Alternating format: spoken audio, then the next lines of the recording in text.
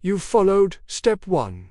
Your windows are dry because you stopped using towels and started squidgying. You think you're safe. But if you live in a UK home, especially an older one, there is a good chance you have a science experiment growing right behind your furniture. This is hidden mold.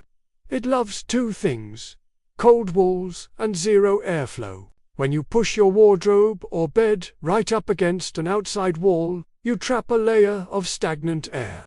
The wall gets freezing cold because it faces the outside. The warm air from your room hits it, condenses into water, and because the air can't move, the water sits there. The wood of your wardrobe absorbs it like a sponge. Then the mold spores land. You breathe this in all night. It ruins your clothes, rots your carpet, and attacks your lungs.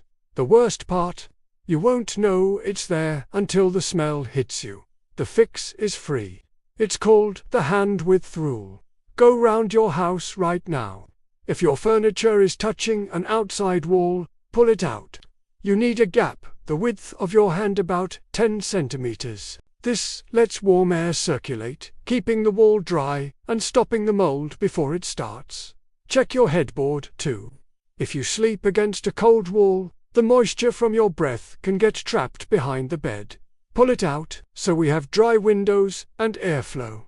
But what about the moisture that's already in the air? Do you need to spend 200 quid on a dehumidifier, or do these 50p plastic boxes actually work? In part 3 tomorrow, we put them to the test. Subscribe and hit the bell. Don't forget to tell your friends about this video so we can all catch the final step.